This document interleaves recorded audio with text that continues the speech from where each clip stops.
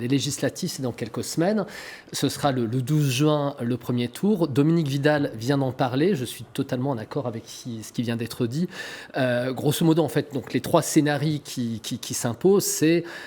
Il y a trois pôles aujourd'hui, on l'a vu lors du premier tour. Il y a le pôle d'extrême droite, souverainiste, nationaliste, qui effectivement, avec l'addition de ces deux candidats, Marine Le Pen et Éric Zemmour, arrive à cumuler 30% des voix. Il y a aussi Nicolas Dupont-Aignan, un petit candidat qui a fait cette fois-ci aux alentours de 3, me semble-t-il.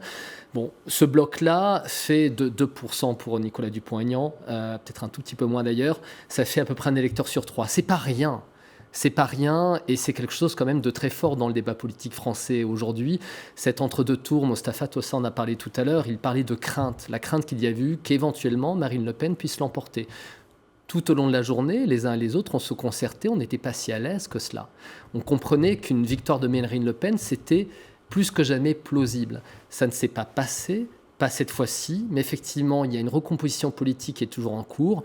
Pour en venir à votre question, donc les législatives, que peut-on imaginer ? Une victoire éventuellement de l'extrême droite ? Ça semble effectivement peu probable. L'implantation n'est pas forcément très bonne au niveau des régions, au niveau local. Il n'y a pas forcément des personnalités qui sont très affirmées. Même chose pour Jean-Luc Mélenchon, qui a fait un très bon score. C'est vrai, Dominique Vidal le disait à l'instant, apparemment il y a une volonté d'union à gauche. Est-ce que ça va suffire ?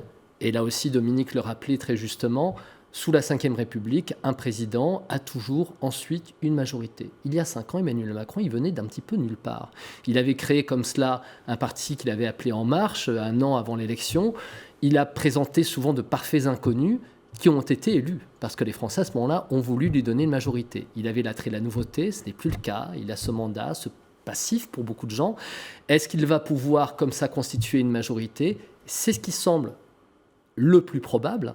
Mais après, effectivement, voyons ce paysage. Les grands partis traditionnels qui rythmaient, qui articulaient la vie française pendant des décennies ont été totalement balayés. C'est quelque chose de tout à fait frappant. Ça a été le cas du Parti socialiste il y a 5 ans.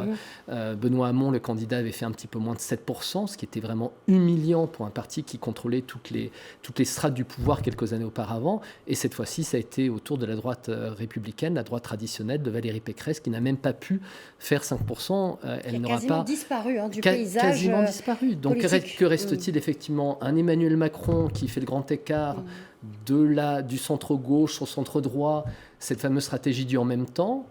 Ça a marché une deuxième fois, il l'emporte. Mais après, c'est quoi l'alternative ? C'est quoi l'alternance possible en France ? On le voit, il y a une extrême droite qui est très forte, une extrême droite qui se renforce à chaque scrutin. Elle a encore amélioré son score cette fois-ci. On ne sait pas si Marine Le Pen sera au rendez-vous dans 5 ans. Elle a dit qu'elle n'y comptait pas, mais en tout cas, il y a quand même cette extrême droite très présente dans le champ politique français, avec tout ce que cela peut comporter, au niveau des idées qui sont mises en avant et du malaise que ça peut produire chez beaucoup de Français d'origine étrangère, d'origine musulmane. C'est très violent quand même ce qui s'est dit pendant cette campagne.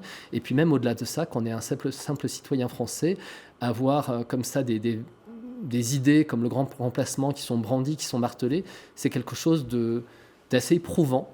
Et on n'en ressort pas forcément totalement indemne, me semble-t-il.